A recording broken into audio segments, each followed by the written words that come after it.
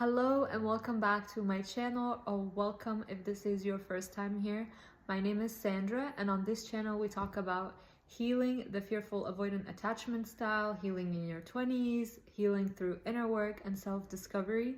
And for today's topic, I want to talk about how you can actually embrace your beauty and level up your appearance. So first, I want to talk about why your looks actually matter, because I know a lot of people might get triggered by this or they might assume certain things, but I want to talk about why your looks actually matter, whether it is from the perception of other people or for yourself. So the first thing I want to say about this is your looks are the first thing that people notice before they even speak to you, before you make any kind of movements, before you do anything. When you enter into a room, the first thing they notice about you is the way that you look. They notice whether you take care of yourself, whether you groom yourself, whether your hair is put together, whether you take the time to actually care for yourself. You do your nails, you do your hair, you do your makeup, whether you showered or not, whether you are dressed well or not, because all of these things indicate that you care about yourself and you care enough to put in effort towards yourself and to take care of yourself. So the second reason this is important is because how you dress affects the way that you show up and how confident you feel on the inside.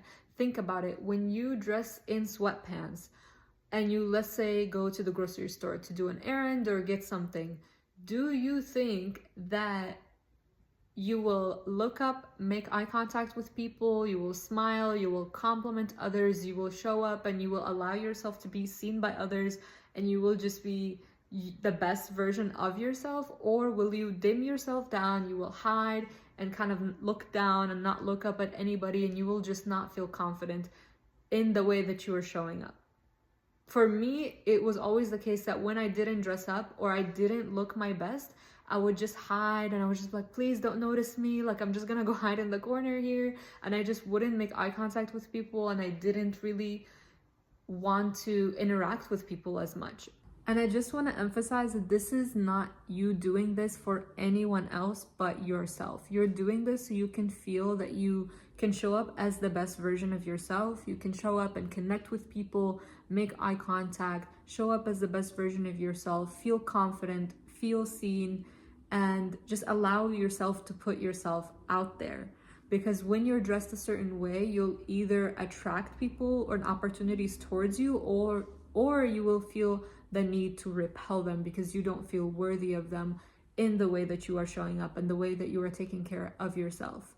So now I'm going to go into how to actually level up your appearance. So the first thing that you can do, and I think this is the most important one, you will hear me mention this in most of my videos, is decide first that you actually get to be that woman.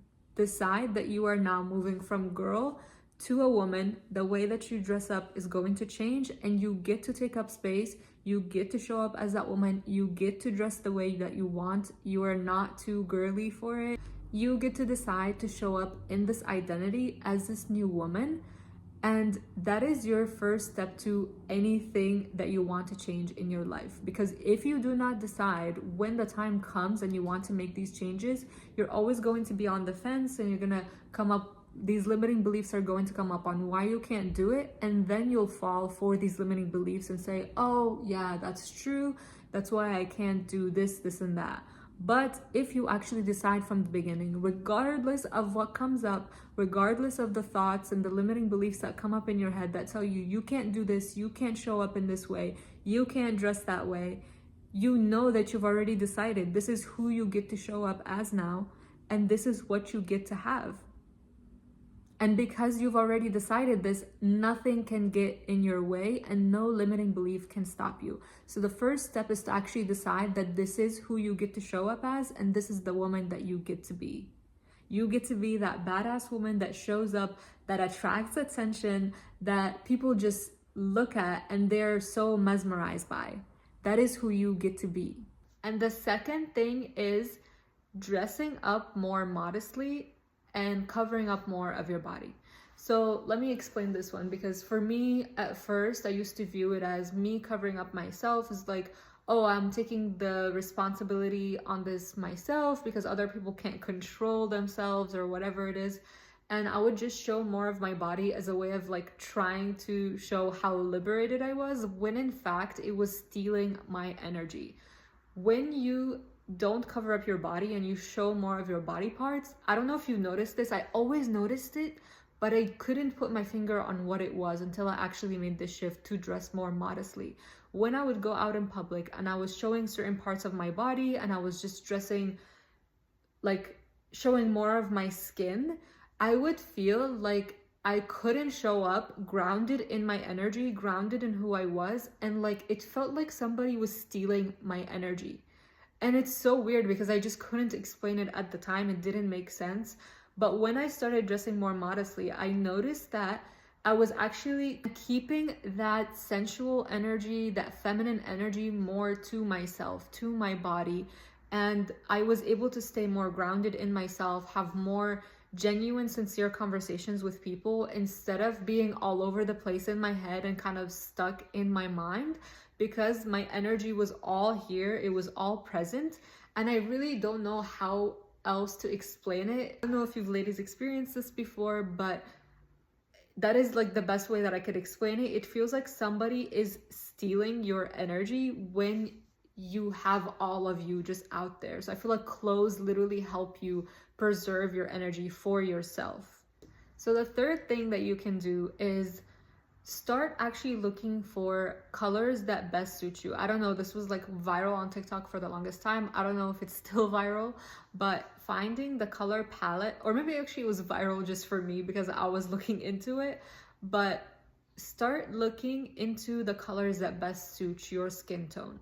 I didn't get like a professional color analysis, but I just found an app actually through TikTok. It's called Color Labs, and you go through it, you do they give you like different palettes that you compare to your face, like your face is in here, and then they have like different colors, so you get to compare how you look in different kind of seasons, which is kind of more detailed in color theory, but you can look more into that on your own. This is just to know what colors look best on you so you can up-level your appearance and the clothes that you shop for.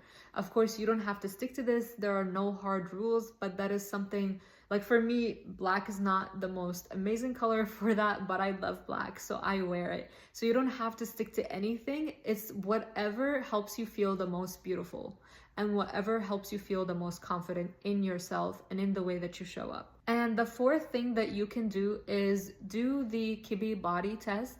It is a body test to help you figure out what your body type is.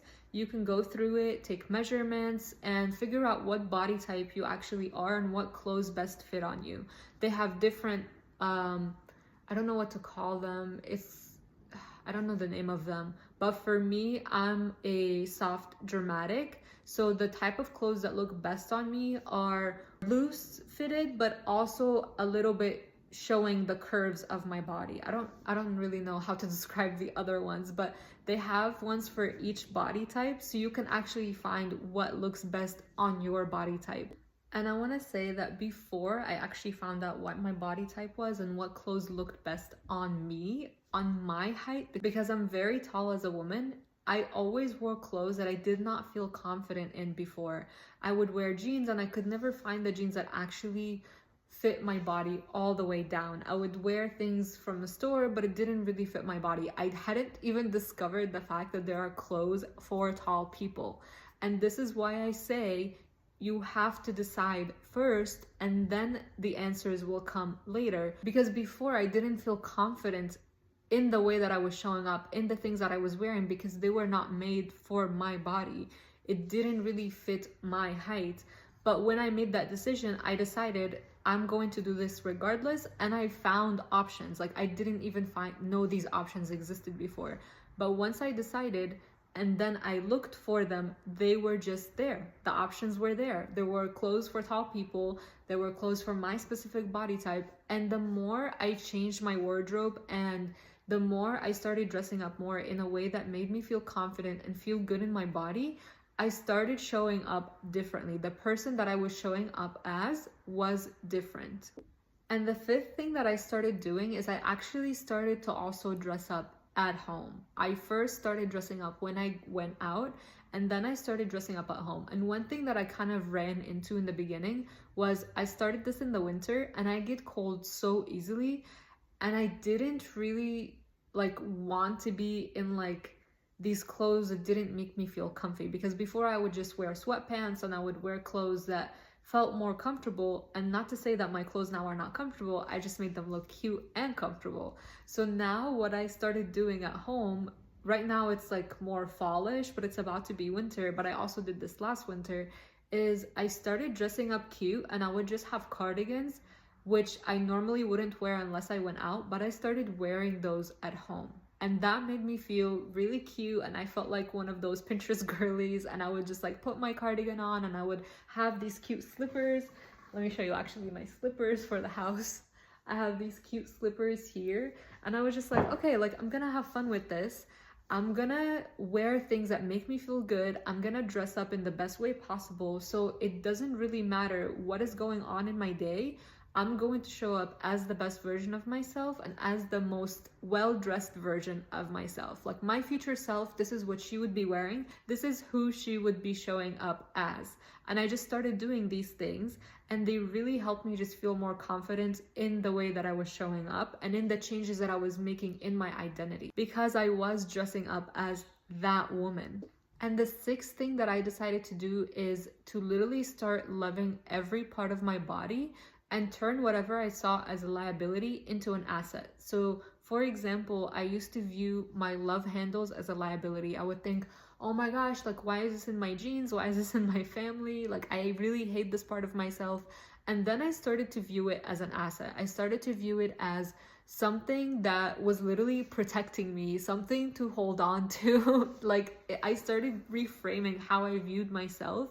And that literally helped me love my body more, show up for my body more. And instead of showing up when I would exercise and I would criticize myself and judge myself, I started showing up more because I started being more loving towards my body and seeing everything as an asset.